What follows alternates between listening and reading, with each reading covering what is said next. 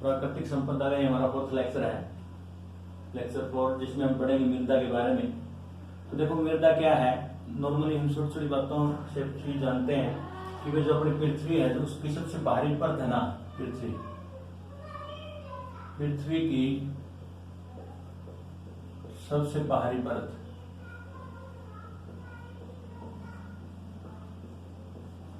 को हम भूपृष्ठ कहते हैं, भूपृष्ठ कहते हैं।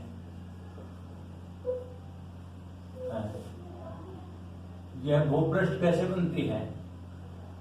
सब जानते हैं कि इसमें बहुत सारे, इसमें खनिज लवण होते हैं, बहुत सारे खनिज लवण जो पेड़ पौधों के लिए आवश्यक है।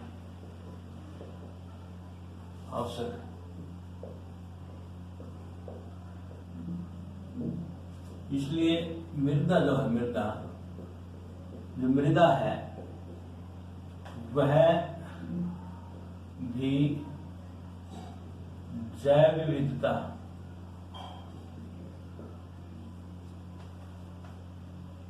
को निर्धारित करती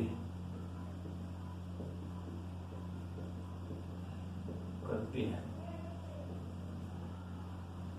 तो इसलिए मृदा के निर्माण के बारे में पढ़ना बहुत ही आवश्यक है। तो नेक्स्ट टॉपिक जो हमारे पास है वो है मृदा का निर्माण कैसे होता है।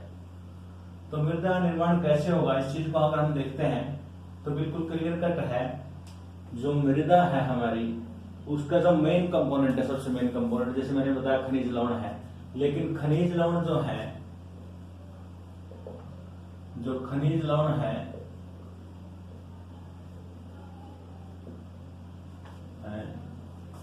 वह पत्थरों के साथ जमी हुई अवस्था में पाए जाते हैं,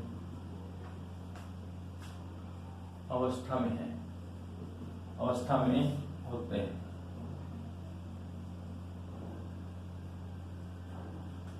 उनको तोड़कर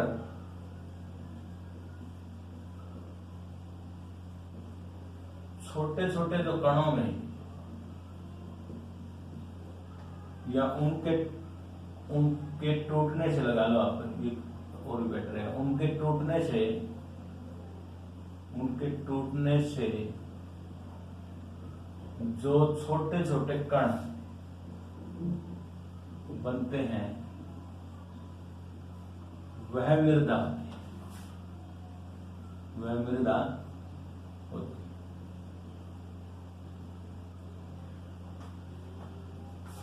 इसका निर्माण जो है, निर्माण में निम्न जो है कारक है। सबसे पहला कारक तो मैंने बताया है सूर्य। देखो हम सब जानते हैं कि जब सूर्य का प्रकाश पत्थरों पर पड़ेगा तो वो गर्म होंगे, और गर्म होकर क्या होते हैं, प्रसारित होते हैं। प्रसारित होने का मतलब यह फैलते हैं। लेकिन जब रात आ जाती है तो दोबारा पत्थर क्या होते हैं, ठंडे होने के बाद फिर क्या सिकुड़ते हैं। कोई भी चीज एक बार फैलेगी, एक बार सिकुड़ोगी, एक बार फैलेगी, एक बार सिकुड़ोगी, तो इसका मतलब ये है कि उसमें थोड़ी थोड़ी दरारें आनी शुरू हो जाती है। दरारें आने से वो क्या हो जाती है, कमजोर हो जाती है, और कमजोर होकर छोटे छोटे टुकड़ों में टूटना स्टार्ट कर देती है। तो इसका मतलब सूर्य के प्रकाश के कारण जो पत्थर हैं वो छोटे छोटे टुकड़ों में, बारीक टुकड़ों में टूटना शुरू कर देते हैं, और वो बारीक टुकड़े ही क्या कहलाते हैं, मृदा कहलाते हैं। तो सूर्य का क्या रोल है हमारे पास है, तो दिन के समय पत्थर गर्म होकर फैलते हैं और रात को ठंडे होकर सिकुड़ते हैं। लगातार फैलने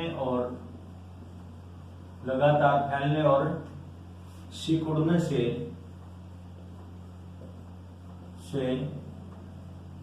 पत्थर कमजोर होकर टूटने लग जाते हैं। पत्थर कमजोर होकर छोटे छोटे टुकड़ों में टूट जाते हैं, जो मृदा का निर्माण।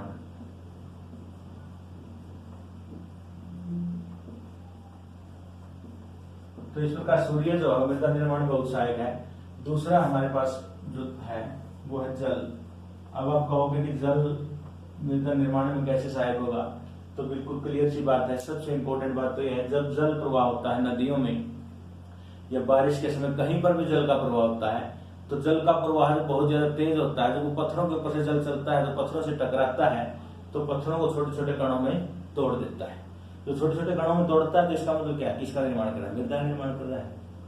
इसी प्रकार दूसरा, अगर मैं कहूं कि भाई पत्थर है उसमें बहुत ज्यादा दरारें आ गई हैं, जैसे सूर्य के कारण उसमें दरारें आ गई थी, तो जब उनके ऊपर जल पड़ता है और बहुत हिली एरियाज में जहां बहुत ज्यादा ठंड पड़ती है, अगर वहां ठंड इतनी ज्यादा हो कि वह उस जल की जो पेड़ों के अंदर गया हुआ है उसकी क्या बन जाए, बर्फ बन जाए।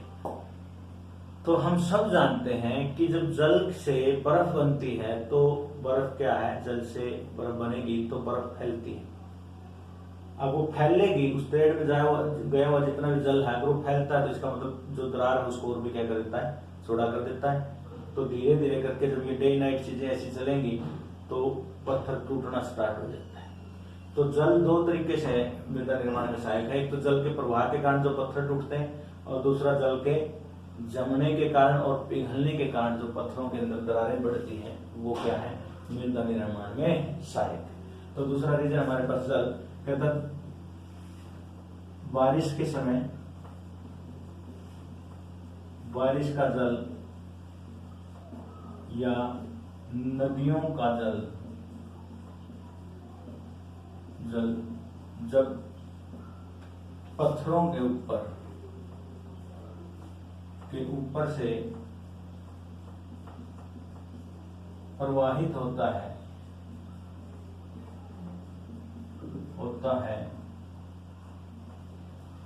तो वह पत्थरों को छोटे छोटे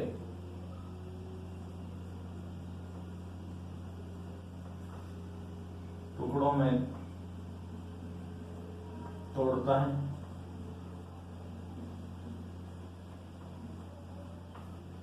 जिससे मृदा बनती है।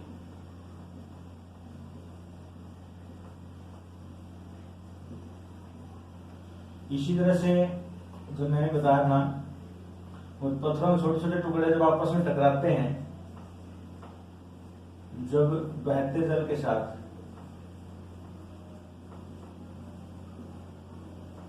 प्रवाहित होने वाले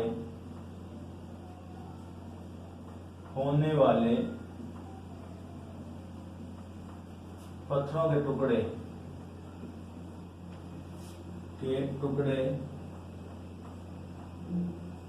वे आपस में टकराकर मृदा का निर्माण करते हैं। मृदा का निर्माण करते हैं। कहता है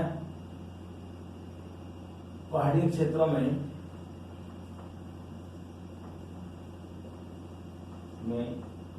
जहां बहुत ठंड होती है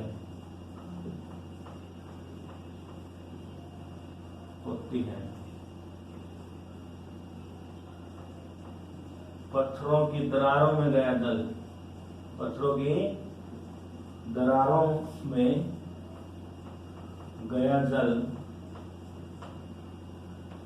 फैलकर जल जमना आरंभ करता है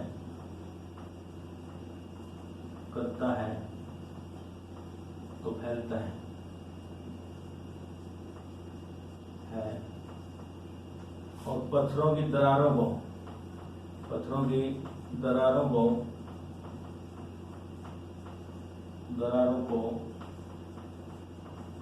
और भी चौड़ी करके तोड़ देता है।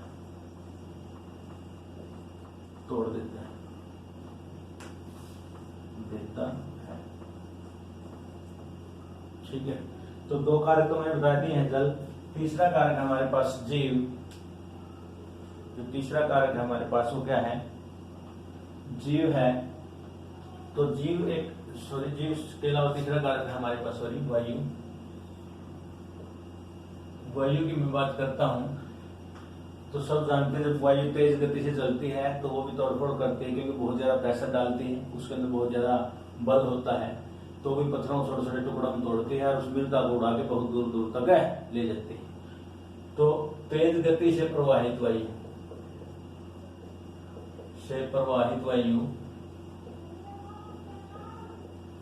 वायु भी पत्थरों को छोटे छोटे कणों में तोड़कर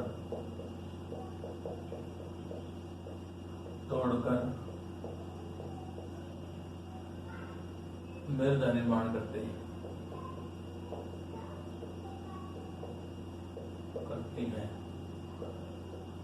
वायु मृदा के कणों को एवं बालू को एक स्थान से दूसरे स्थान पर भी लेके जाती हुई एक स्थान से दूसरे स्थान तक भी पहुंचाती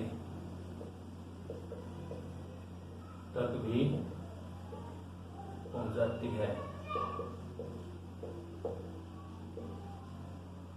फोर्थ हमारे पास फोर्थ कैरेक्टर है, दैट इज द जीव।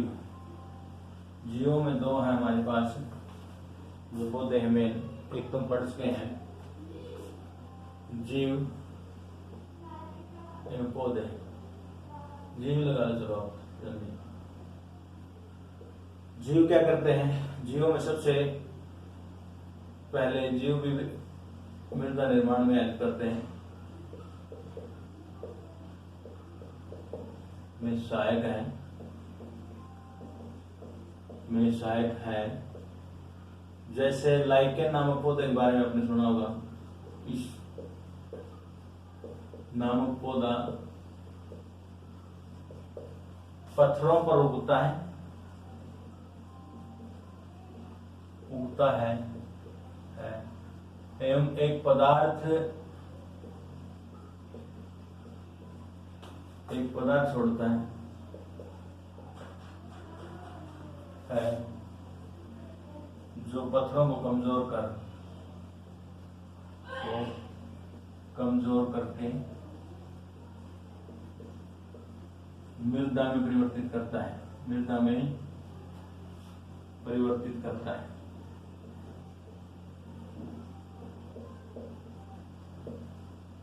इसी प्रकार मॉस नाम का पौधा, मॉस नामक जीव जो है पौधा है, वह भी पत्थरों पर उगकर मृदा निर्माण करता है। बड़े पौधों की जो मूल होती है ना, बड़े पौधों की मूल मतलब जड़ें पत्थरों की दरारों में जाकर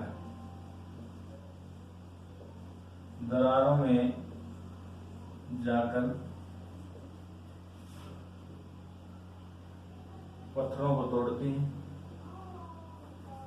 उन्हें चौड़ा करके पत्थरों को तोड़ती है एवं मृदा निर्माण करती है। तो ये 4 कारक है हमारे पास जो मृदा निर्माण में सहायक हैं या मृदा निर्माण करते हैं। तो ये चारों कारकों को हमने पढ़ लिया है। लेकिन कारकों में मेनली हमने पढ़ा है उन चीजों को, किन चीजों को, जो सिर्फ पत्थरों से खनिज लवण हमें मिल रहा है। उसके अलावा मृदा एक मिश्रण होता है, खनिज लवण भी होते हैं, उसमें सूक्ष्म जीव भी होते हैं, ह्यूमस भी होता है। ह्यूमस भी एक है पदार्थ, मैं भी बताऊंगा। तो उन सब पदार्थों से मिलकर हम क्या करते हैं, मृदा निर्माण होता है। तो अब एक बार वीडियो पॉज कर इसको नोट कर लो।